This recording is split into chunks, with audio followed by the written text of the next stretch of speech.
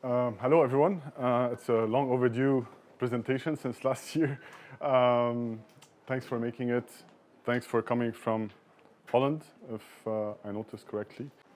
Okay, so Goedenavond or Marhaba in Lebanese, okay? A bit about myself. I'm Lebanese. It's a long way that I came from Lebanon to Belgium, from the non-profit UN work to the business world, from Bitcoin discovery to Bitcoin learning, from sharing knowledge of Bitcoin to unlocking opportunities. So I've been through the cycle of really being a no-coiner, then a shitcoiner, and then discovering Bitcoin and why Bitcoin only, and then listening to people talking, and then participating in discussions, and then requested to be part of panels and talks and events, etc., and then highlighting opportunities that I found. So I approached institutions or business owners or whatever you call it, and I got jobs just because I went for it. Okay, so this is why I'm doing this today. And in my fiat job, because I have like two lives, like most of us, I hope like everyone can shift to a Bitcoin world one day. I cover HR for a group of companies across the Middle East, Africa, and Europe. So I have a bit of knowledge about HR as well. So, okay.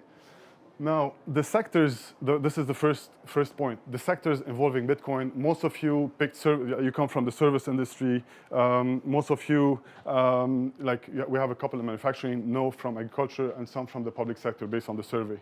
Now, you want to work in Bitcoin, but, and like many ask, like, what's happening? What's the price in Bitcoin? Why Bitcoin is going down, etc.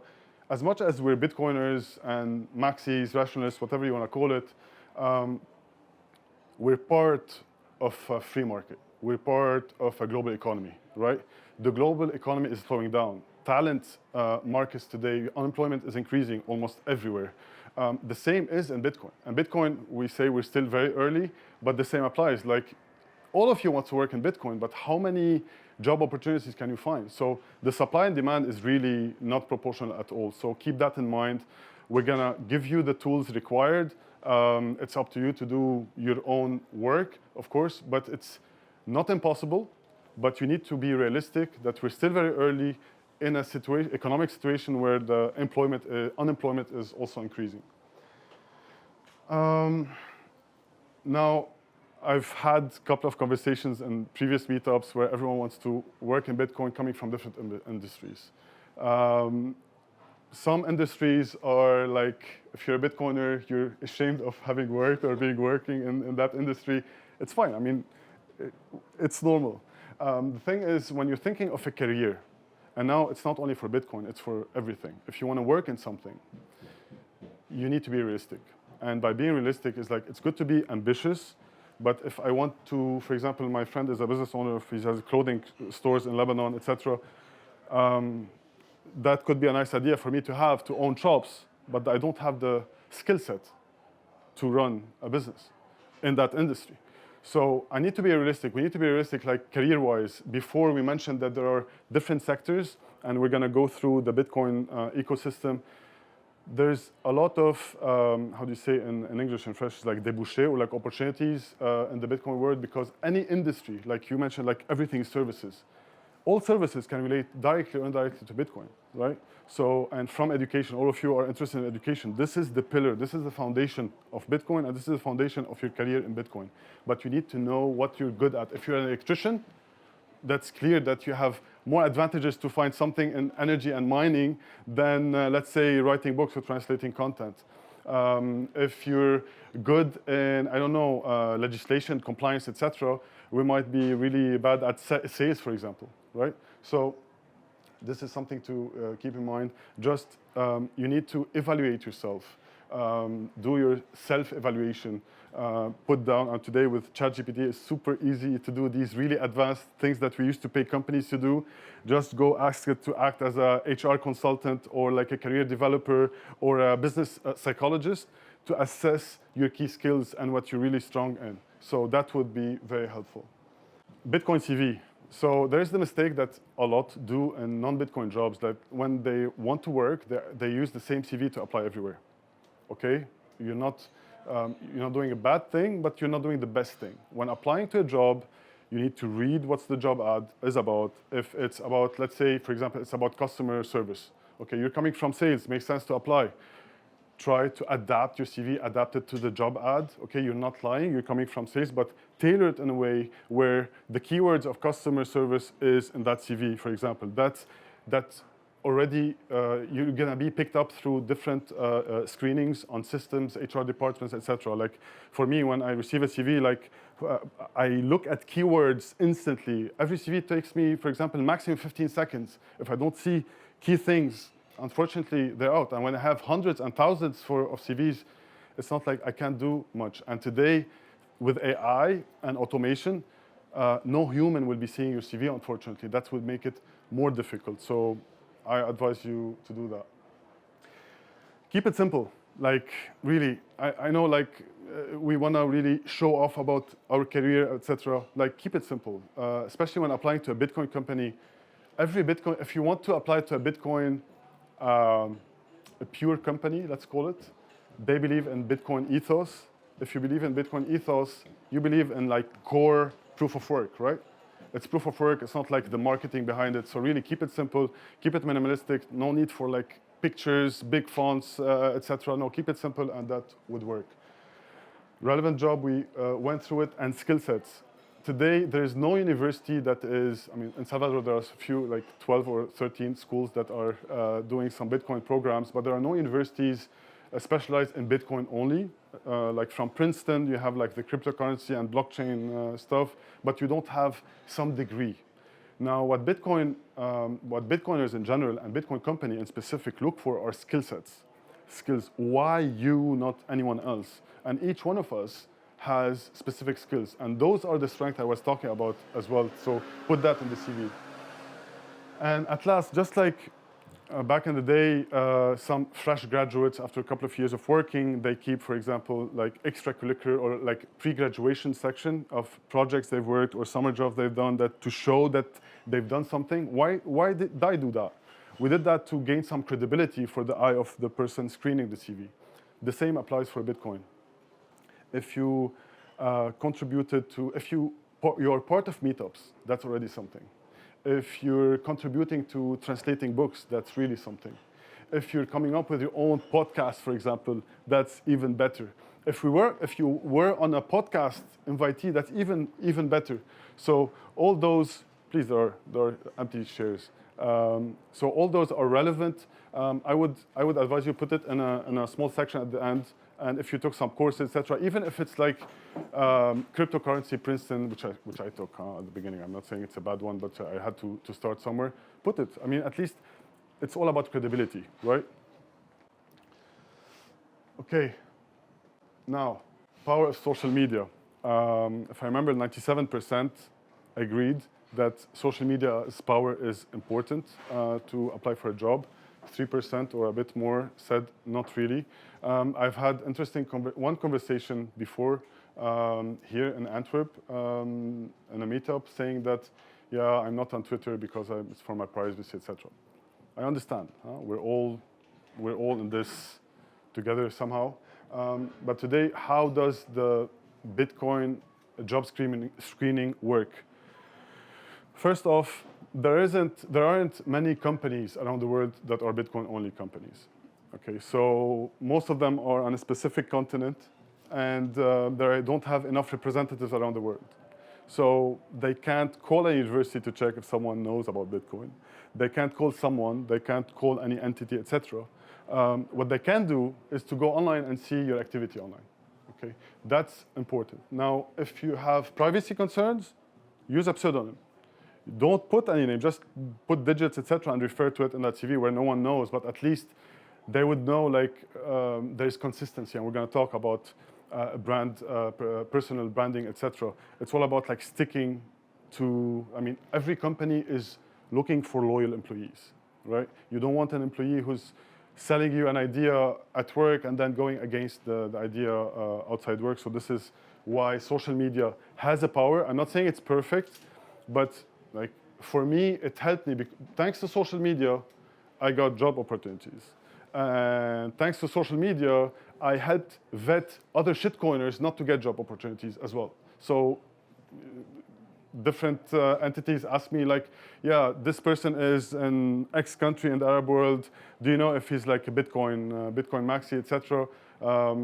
And I do my due diligence. I share the content. I even translate some of the posts, etc. Because like, why to? Yeah, I mean, some of you might hate me, like I'm closing the door for someone, but for me, the priority should go for Bitcoiners first, and then take it from there.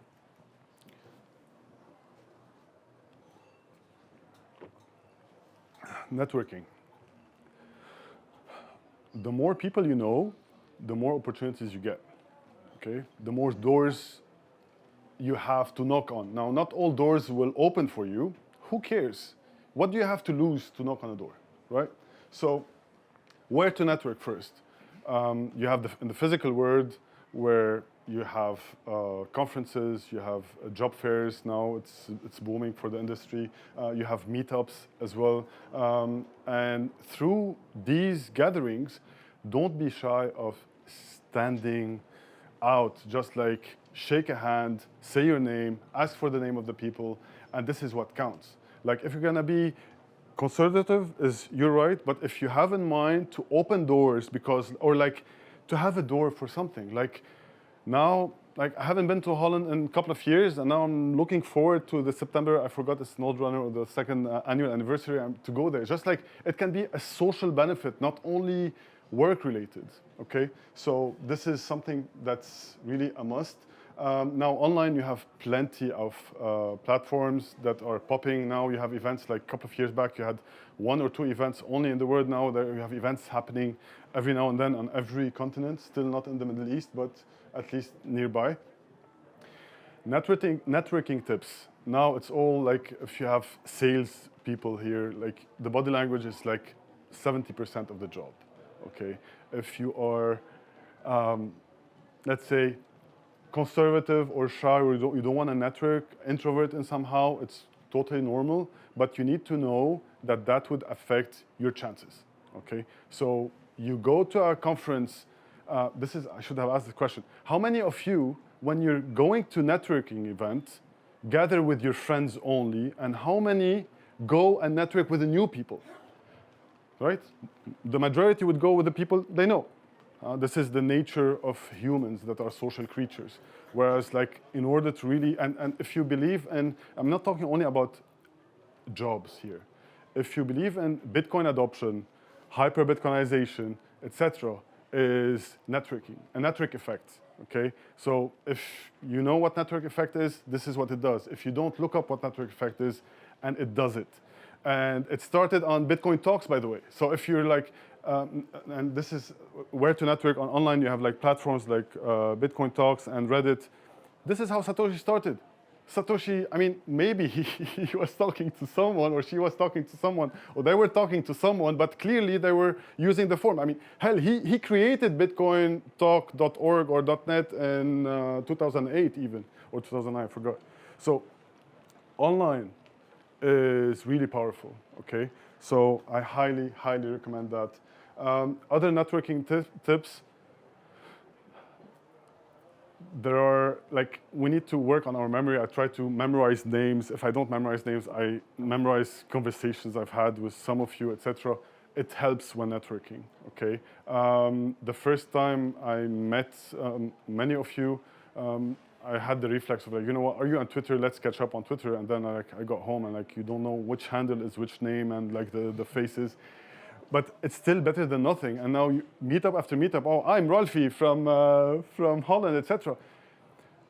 Ben, for example, we networked on LinkedIn months ago. He wasn't in Jan 3 back then. I was like, okay, this guy is like consistently posting quality material. Okay, so I noticed like I figured it's either Dutch or Belgian. I was like, okay, let me drop him a message if he's around, because I don't think he was in the meetups I attended, and we took it from there. So, I mean, networking is key. If you want to stay off the grid, that's totally fine. But don't think that staying off the grid will open you doors. All right? Okay. Personal branding. And then here my wife, when she saw the presentation this afternoon, sorry, I was rushed, I just did it this afternoon. She was like, yeah, personal branding, isn't it like more identity? And what do you mean by that? What I mean by that is your persona, your reputation, your consistency, your credibility. So if you are networking in person or networking online, you're going to use either your name or your pseudonym, all right? Or you're not going to be online. When you do so, there is a track record. And as we know, we live in a centralized world where everything can be traced, okay? So everyone would know if you shitpost or you were apologetic or you really been consistent using the same consistency and the same quality of your work. And that shows up. What do I mean by that? You have people who, over time, changed, and many of the, let's say, Bitcoiners on social media, from, what's his name, from Mark Moss to others, they were openly shitcoining, okay? What I mean by shitcoining is like dealing with non-Bitcoin stuff. Before, they had a mass following online. Many of them went openly online and said, you know what, I woke up, I fucked up, and because of this apologetic attitude, it broke some ego that many thought they had, and this scored high for them. And this is why, even if your past is not like a great, proud past, not in Bitcoin, that would help you out. So yeah, again, I'm not going to repeat myself, but this is really it. So stick to what you believe in and keep consisting on it. Now, finding jobs in Bitcoin. I have lots of links. I'm going to tell you about them. I'm not going to share any, just not to look like I'm advertising for any, but we're on the internet, and nowadays in 2023, you can go on Google and Google Bitcoin jobs opportunities, okay?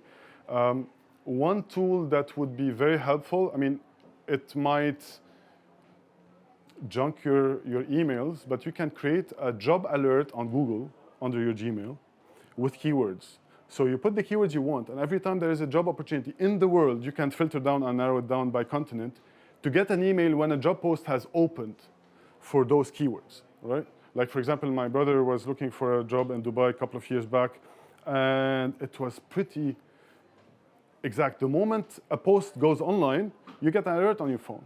Okay, so this is to keep up with like all the opportunities happening. Now, from a job boards perspective, and job boards and HR is like all the, let's say, the recruitment upsides from like LinkedIn to careers job boards. There are plenty for crypto. Okay, under crypto, you might find some Bitcoin stuff. Like Lopes, do you all know Jameson Lopp? Okay, so Jameson Lopp, for the people who don't know Jameson Lopp, is one of the OGs working with Casa. Whoever doesn't know Casa is like a custodian. And recently, last year, they started working with Ethereum as well. This is why they lost a lot of, anyway, I'm not gonna get into that. But basically, Lopp, the guy is, on a personal level, he's a great guy, super nerd like us. He has an amazing page, lopp.net, Lopp.net. And on it, he has a section for jobs and careers. And there's a long list. Go through it, but it's not pure Signal, just to tell you. There is a more pure Signal, and there's only one that I know of. Please tell me more about the ones you know. It's Bitcoiner Jobs. Bitcoiner Jobs, yes, it's founded by Swan, but it's not in any way paid. It's a free service to anyone, any company who believes in Bitcoin to post a job there. And the nice thing about Bitcoiner Jobs is that Bitcoiner Jobs do vet, like in my fiat jobs, like I'm in head of HR for different companies. I tried posting anonymously through my work email, and Nathan calls from Swan, who's like in charge of Bitcoiner Jobs. He's like, yeah, who's that, etc. He wanted to get to know, and okay, we know each other, so it worked. I was really impressed at the level of vetting on a website for free. And if you're looking for a job, it's all the companies are well reputed, etc. I advise you go there. Headhunters. Now, there are agencies still. I think there are two for Bitcoin only. There's a German gentleman on Twitter. I forgot his handle. I'm gonna share the handles with William later on on the channel. And there's a lady, Martel, if I'm not mistaken, Martel Fox or something, on Twitter as well, who started her agency this year, a couple of months back. So those two, at least from the social media world, are the only headhunters for Bitcoins. Now you have thousands of crypto headhunters on LinkedIn. You can ask them, tell them about your profile, etc.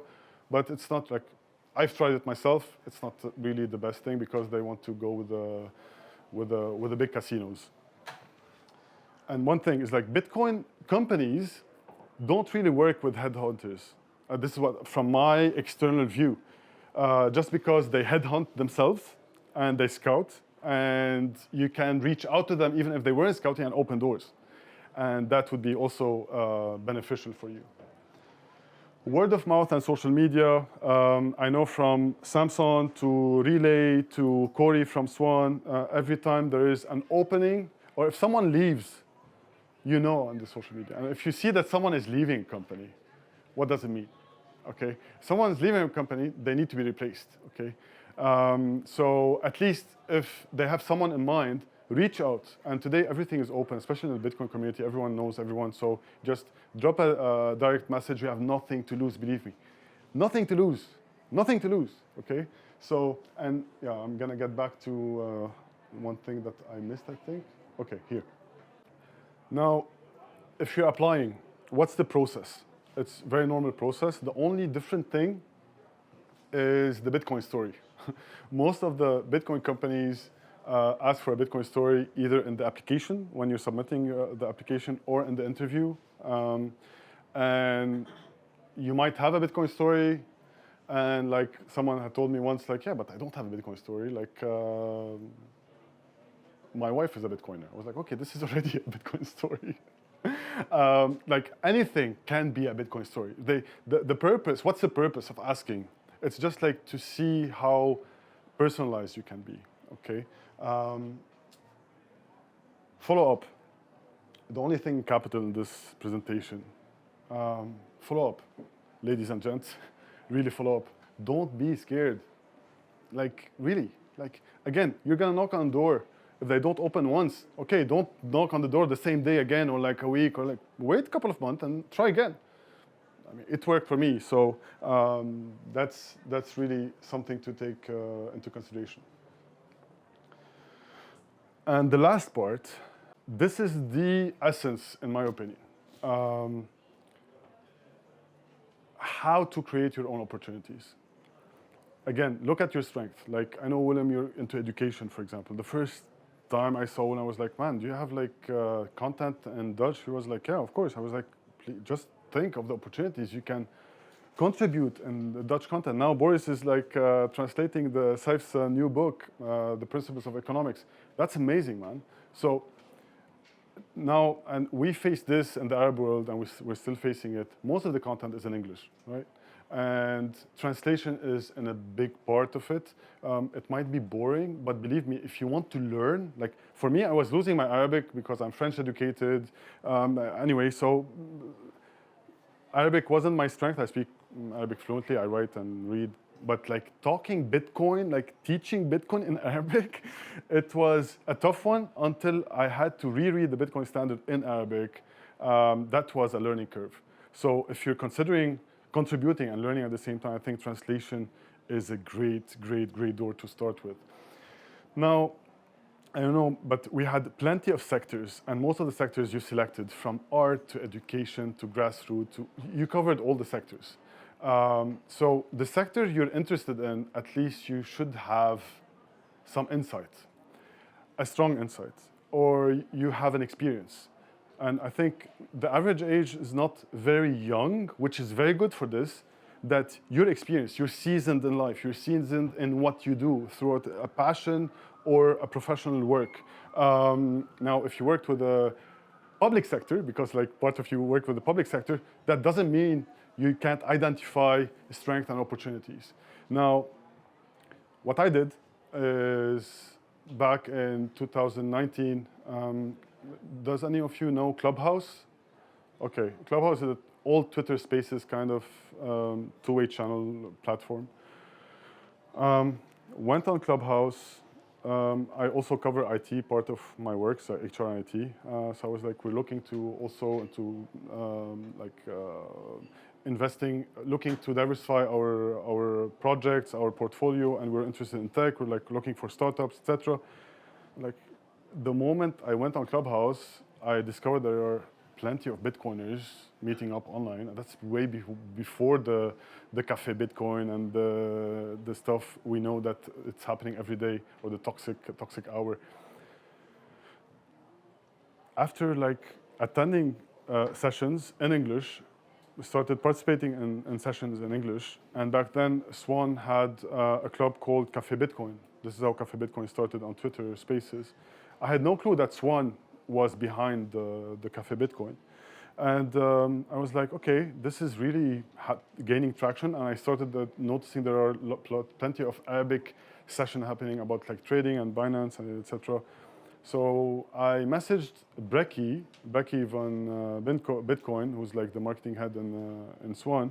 I didn't know back then. I was like, okay, would you mind if I schedule a weekly session for Arabic just to teach about Bitcoin? Then they loved the idea, and okay, I started, and a couple of months later, we had like many people attending, more than expected. And then someone calls from Swan asking me if I'm interested in sales. I was like, thanks, but no thanks, but thanks to letting me know that Swan owns this club. But since you're calling me, what are you doing in the Middle East? And that started a long conversation where like, okay, I have some experience at work where I highlighted the things that they can do better. And it was like, this is very interesting. Let me talk to Corey and get back to you, etc. The guy never called back 3 months after. I was like, and then Binance started gaining market share. Now we go to Lebanon, you see the 2022, last year, I saw plenty of new Range Rovers branded Binance on the streets of Beirut, man. This is, so when I saw that, I was like, you know what, I'm DMing Corey. I didn't know him back then. I just DM'd the guy. And he responded, and he was like, what are you proposing? So I wrote kind of a business proposal on DMs, Twitter, and then he calls me, and all started then. When that started, I was like, wow, man, like, that was nice. So long story short, fast forward, I was like, I started looking at opportunities. I travel a lot between different countries, and every time I travel, I meet businesses that are maybe interested already in Bitcoin or not, or maybe they have excess energy if they are in manufacturing, or they have interest in streamlining their point of sales quicker than the banks, or like all what Bitcoin solves basically. I was like, okay. I started giving like free advices, like really, like wherever I am, my question was like, okay, how do you do this, like for point of sale? What's your energy capacity? I started, like, you know, like you start asking different questions, and people get interested in gaining more profit, right? Like getting more revenue from whatever they have. Because once you have a business already established, already electricity that is in place, and you're consuming 40, 50%, and you have megawatts of electricity, it would be a no-brainer. And that everything started. I started branching out to other entities, and I've been doing this on my own for a year and a half, 2 years almost. And yeah, this is just, I'm sharing my experience to tell you, don't be demotivated by the job posts and stop there. If you really want something, you can work towards it, okay? And it's all, and don't be scared, like no one knows everything. Even Bitcoin, there are no Bitcoin experts. If someone tells you I'm a Bitcoin expert, I'm sorry to whoever that is, that's not true, okay? There's no Bitcoin expert, okay? You might be expert in an area, but not expert in everything. And don't be, how do you say, humiliated or intimidated about this fact. So, and what the Bitcoiners trying to work on institution level or national level or grassroots levels, we know this. and we need each other. It's just like building teams, and we're still very, very, very early. If you think of, we're very early from a price perspective or number of wallets perspective, check the like if you want to study economics, you need to check the productive sectors and the employment. They're really, it's still very, very early, very low, and we have to work together, branch out. Like everyone is open. Everyone working in Bitcoin, I mean, everyone working in Bitcoin who doesn't want to help anyone from outside Bitcoin doesn't deserve to be working on Bitcoin. That's really it. Last thing, Wheel of Fortune. So under creating opportunities, sorry, by the way, I'm trying Mentimeter for the first time today. It's okay, expensive, but the fonts you can't really control, so sorry about that. So there are 1, 2, 3, 4, 5 pies. First is freelancing your services. Today you have a lot of freelance websites. Now the unfortunate part is that you're bound to a rate with them, but also you're bound to a specific payment method. Most of them are like through bank account or credit cards. They don't, I mean, hopefully this Martel Fox is working on something for the freelancers with Lightning. But what you can do, get yourself out there. The first thing is to be in the market, to have the maximum exposure possible. Okay, so once you're there, once you build a relationship with your client who comes to you once, twice, 3 times, after a couple of times, the client is not going to go through the website. He's going to build this relationship with you. You're going to have your phone numbers, and you're going to ask about Bitcoin, and you can take it from there. Then, pitch proposals. What I did, the proposal I sent on as DMs at Twitter, I told you about. And by the way, I can share the presentation later on. You'll have it. When you're thinking of opportunities, if I see Jan 3, for example, they're not present in the Middle East so far as I see, you know what? Let me talk to Jan 3, okay?